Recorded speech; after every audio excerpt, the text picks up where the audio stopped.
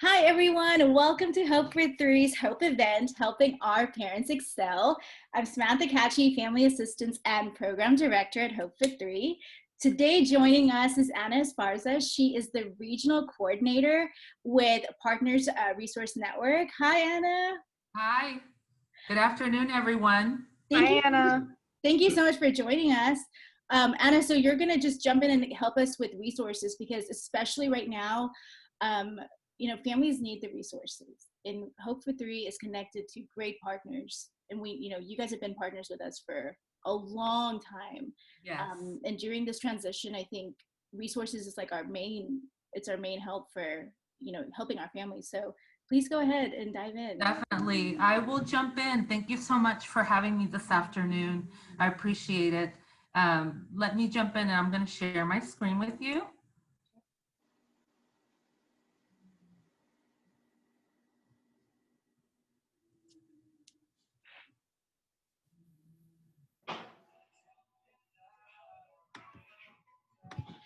So I think everyone can see my screen now. Is that correct?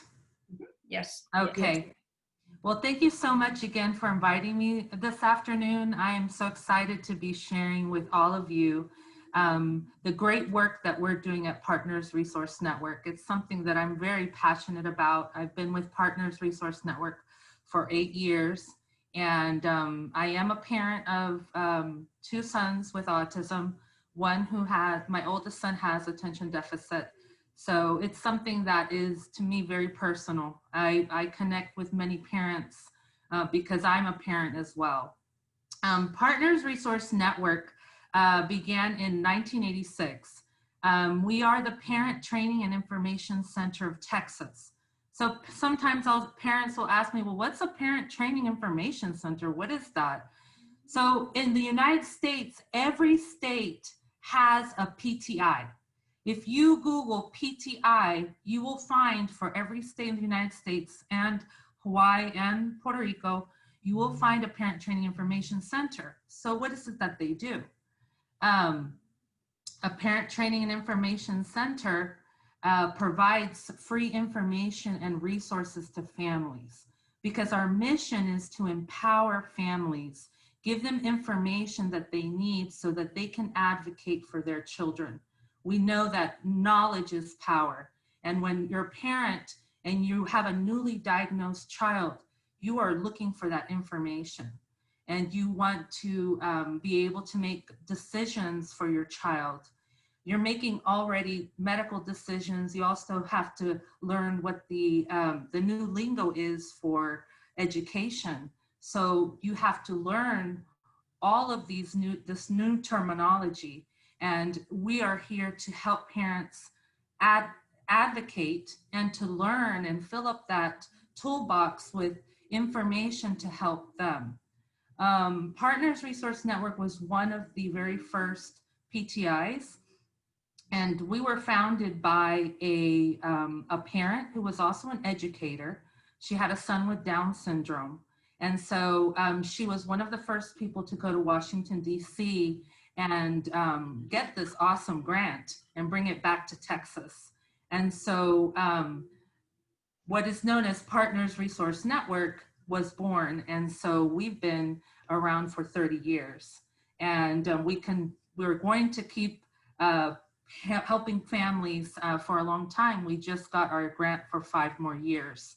And we also picked up another project. So now we're 4 projects. So PRN, like I said before, is the Parent Training Information Center. And we are funded through the Department of Education, Office of Special Education Programs. And we have 4 projects that cover the whole state of Texas. They are PATH, PEN, TEAM, and now PACT. And we cover the whole state, and everyone who works for Partners Resource Network is a parent or has a family member with a disability. So you're always going to hear that parent perspective on how to navigate the special education process. So like I said before, we're here to empower parents, to give them information. That's what I do every day. Every day, to me, it's not just a job, it's a mission, because I want parents to have that information to be able to make those decisions. So what are the calls that we get sometimes? Um, I get calls from anything from, I believe my child may have a disability. Where should I go? Who do I contact in the district? What does that look like? What is special education? Sometimes I will get parents who are older kids, and we're talking about self-advocacy, we're talking about future employment, we're talking about what is that transition plan going to look like moving forward to adulthood. So we're looking at children from 0 to 26 years old. Those are the families that we serve, and different disabilities, from ADHD, autism, Down syndrome, all different types of disabilities. Because we know that under IDEA, there are those 13 categories. So a lot of times we explain to parents those 13 categories, and that is also something that we also do.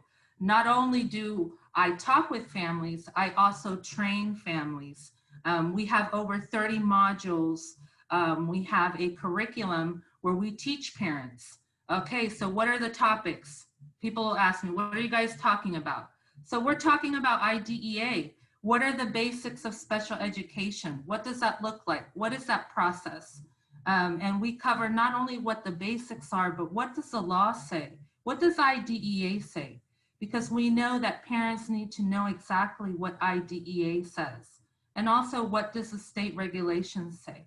So we're giving parents that information, and we're sending that to them, because when we did do in-person training, we provided them with those fact sheets so that they can also know where that's coming from in the law. So we share information on the autism supplement as well.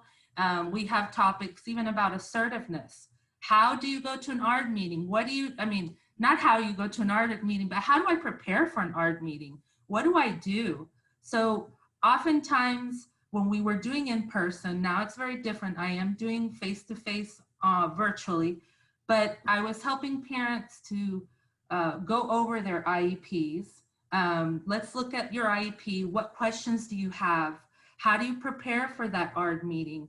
And then we had that list of, these are my concerns, and this is what you have to do prior to that ARD meeting.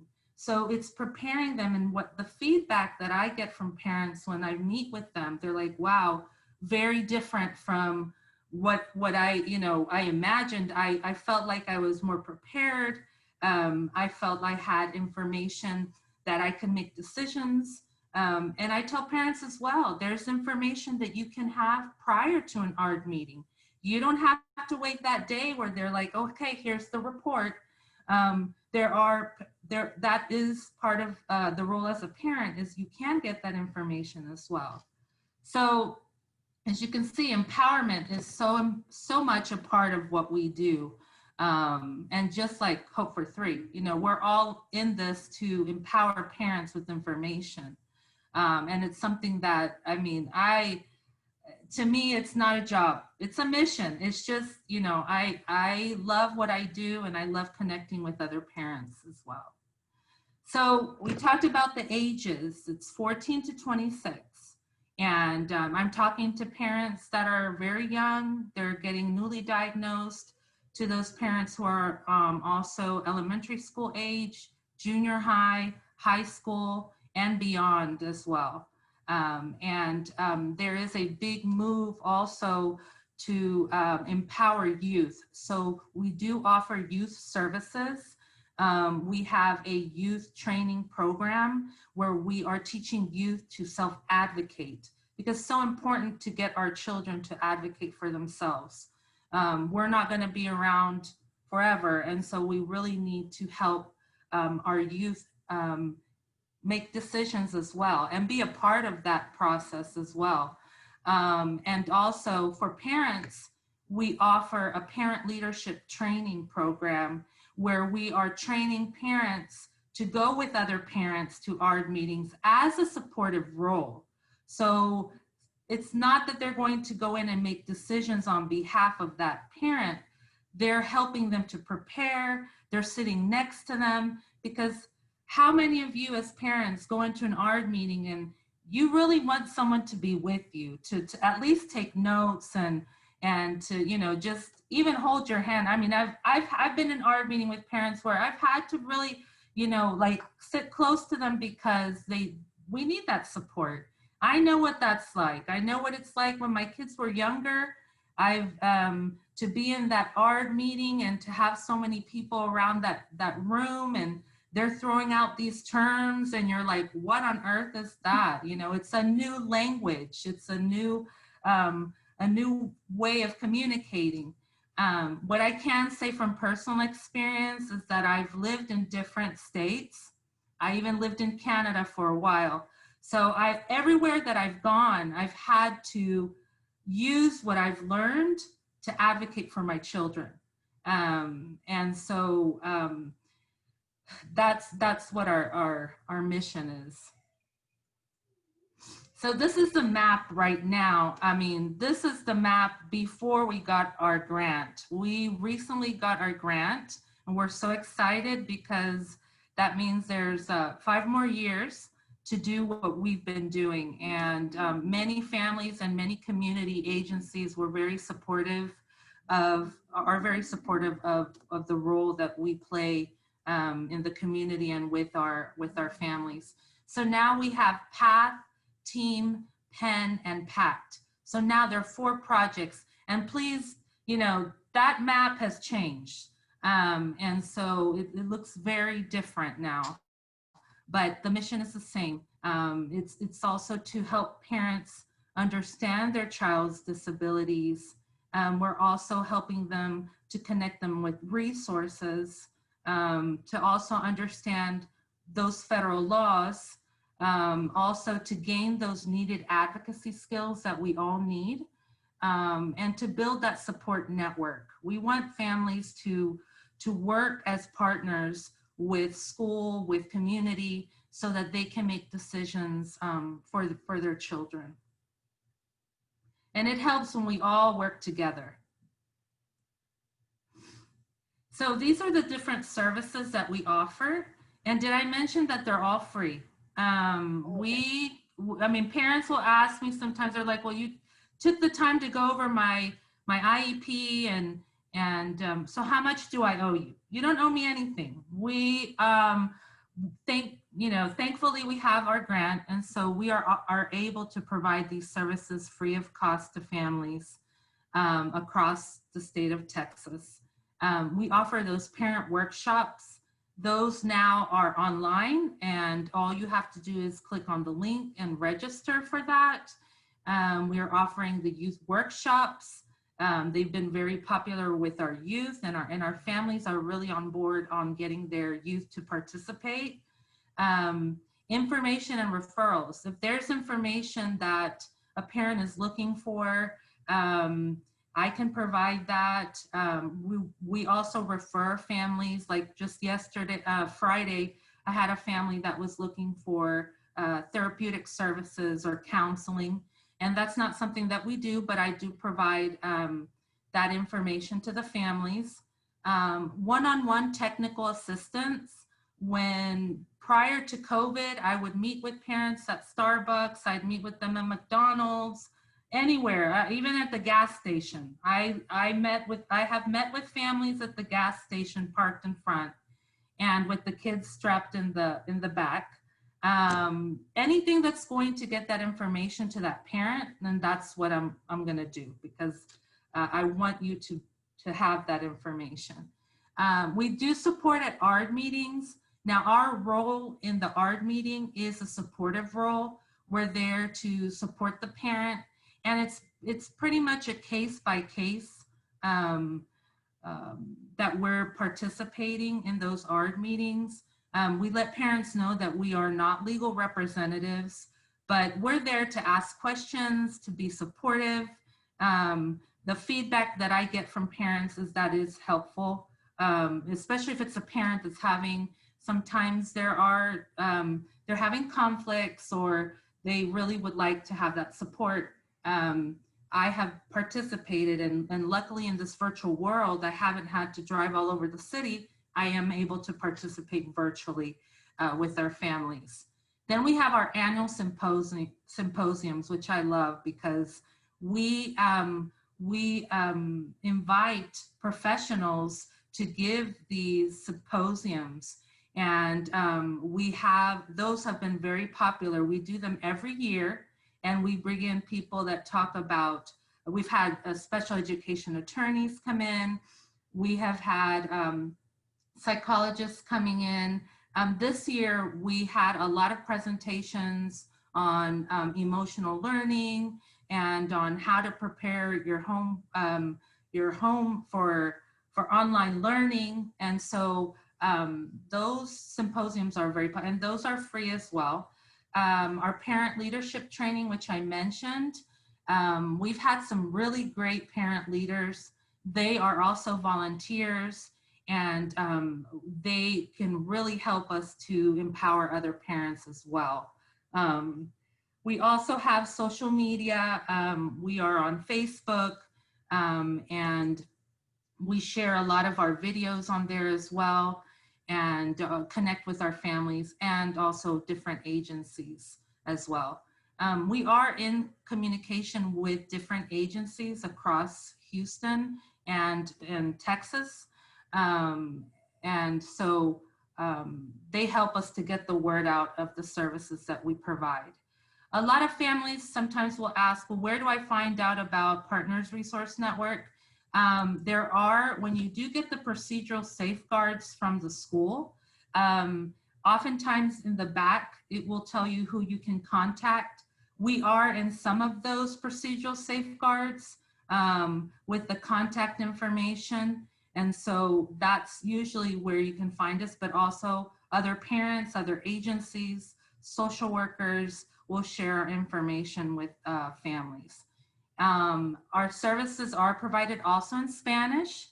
And so the same curriculum that is available in English is also available in Spanish for our families. And so how do we get this mission? I mean, how do we accomplish empowering everyone, all of our families? We do that through regional coordinators, and regional coordinators are the ones who is the point of contact for families. They call us, and we, depending on what they need, what their needs are, we can meet with them virtually, look over their IEPs. If they have questions about the dispute resolution process, that's as what we provide that information as well. And if it's something that is out of our realm, then we give them resources as well. And so that's what a regional coordinator does. And we have them all across the state of Texas. And so this is the end of my presentation. If you have questions that are specific to your child, or just you have more questions about what we do, you can definitely contact us. I'm sharing with you our website. It's prntexas.org. We have some really good resources on that page. I often tell parents to look at fact sheets. They're free. We have lots of articles on our staff. We have an educational specialist also that he shares a lot of information on our website. And our toll-free number is up here. I can also share my, my direct contact number with all of you. And that direct contact number is 832-720-2152.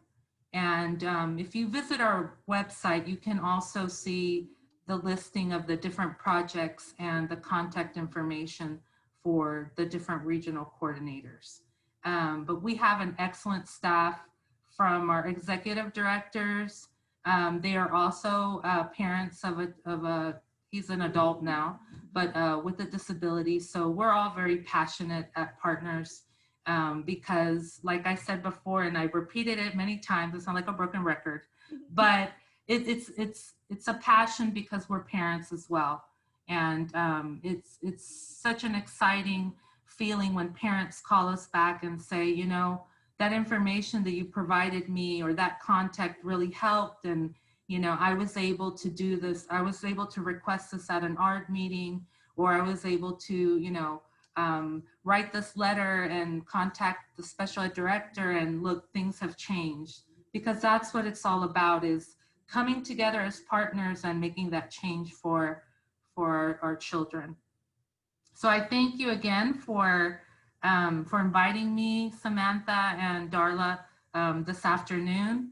And I thank everyone who's on for their time, because I know time is very valuable these days, especially with online learning. I don't know if in the background you can hear one of my kids. He's in the background. And so I appreciate the invitation this afternoon. Oh, awesome. Thank you. Oh, Anna, so I'm looking at the chat. We have a question from Lynn. Do you help any family regardless of where they live? Yes. Okay. Yes, anywhere. If I can't help you, then we have our sister projects. And so there's always someone within Texas that can help you. I do cover, if it's the Sugarland area, Katy, West, I go all the way up to Tomball. Like, I have a huge region. So there is someone that can help you. Okay, and then would you please repeat your phone number again? Sure. Or I can put it in the chat. Go ahead. Sure. And I'll give you also my email. My direct number is 832-720-2152. And my email address is A Esparza, ESPARZA, PRN team @gmail.com. Okay, I put it in the chat. Okay, so I have two questions. Sure. Number one, okay, so for some families, right, this could be really overwhelming, just the initial process itself. What would you say would be that first step for a family? They just got the diagnosis, they're not sure where to go. You know, they're seeing private, they're seeing public. It's like, oh my goodness, what would you recommend as that first step for a family? Well, the first one is breathe. Okay, yeah. Everything's gonna be okay. Everything's gonna be okay. And I put myself in those shoes when I mean, tears even come to my eyes because I totally remember that day. Breathe. If you believe, if you're a spiritual person, you know, pray about that. Everything's gonna be okay. Learn. Sign up for different things in your community. There are so many great resources out there. Connect with different agencies and learn more about what your child has. Learn about that disability. Learn about, but connect with people that are going to give you good information. Every child is able to learn, and every child has the right to learn. Mm-hmm. And so you have to believe that. It doesn't matter how severe a child may be, they have the right to have an education, a free, appropriate public education, and they have the right also to be a part of the community. So I would say learn about all of the different resources that are out there. Learn about what your child has, but also learn about what your child likes and start working on those skills. Start helping them to explore. I know that at the very beginning, when your child is newly diagnosed, it can be very hard. I know that when I heard the word autism, for me, I didn't know what it was. I had seen it, and I actually, when I was in high school, I actually was invited to sing at a clinic for kids with autism because my father was the medical director for that place for the therapy place. But I didn't know what it was, and I started to learn about it, and I cried. I cried. It's good to let that out. But the very next day, I was calling, early intervention services and setting up an appointment. And I know that the more that I learned about what my child had, and I read, and I connected with other families as well. That networking is oh my gosh, can make such a big difference when you network with other parents as well. Um, so I would recommend that they connect with other families as well that have children with disabilities. Once you talk with other families as well that are connected in the community, they can share resources. So the more information that you have, that's going to help you to navigate the process. I'm not saying it's going to make it easier, because our lives are never easy. Parents of kids with disabilities, our lives are not easy. But I'm saying with more information, that's going to help you to swim. I always say keep swimming, like, Nemo. Emo. Yeah, keep swimming, because you're going to have your setbacks, and you'll have days when you don't even want to hear the word autism. You don't want to hear about IEPs, or you don't want to hear about that. It's okay. It's okay. You can take a break. I take them. Um, and just but get back up and keep going, and connect yourself with positive people around you. um, I in my journey with my children, my oldest just turned 19, and so we've had our challenges along the way. I'm a survivor, a breast cancer survivor, 5 years now, and so I've, got knocked down, but I got back up, and I encourage all of my families to do the same. Um, Connect with other people, and if you if you need a resource, if you need help, please reach out. There are so many great organizations and people who are in positions that they really care about helping families. Hope for Three is an organization that does the same. I get feedback all the time of families that, have been helped by Hope for Three, and they're like, hey, look what I got, and I'm like, that's amazing, so reach out, and if it's hard for you to talk to a person, face to face, email them, just, get help, and reach out. And I just want to add also, with Hope for Three, we've got support groups. So we've got the dad support group, we've got the mom support group, we've got the caregiver support group. We're starting a grandparent support group. So, if parents are on this link and they're going, okay, we know we need to start, we don't know where to go, it's okay to maybe just start off in a group setting and hear from what other parents are saying, because they all have the same questions. Right. It's never a new question, right? We've helped, we understand. So, that's my plug-in for Hope for Three, right? So make sure that we've got a dad support group, moms, caregivers, how to connect with us. And last question, because, I know people are wrapping up with their lunch and stuff. Right. Anna, like for a parent that, so you've got a list of things, right? Parent workshops, youth workshops, support and art meetings, one-to-one technical assistance, parent leadership training, and then there were a couple more. How would a parent know where they fit in, right? So they may look at these and go, I don't need that. Is there something that would just say, okay, you qualified, ask me for this help? Right. Well, sometimes I have parents that will call me up just for emotional support. They will call me up just to be like, can I bounce off some ideas? I mean, I've had parents that just have ideas about things, and they just want to talk with someone who is in this world, in our world of disability and a parent perspective. I get professionals as well that they will call me as well to ask questions. So if the services that we provide, maybe it's not something that you're looking for, then you can always call if there's something that is but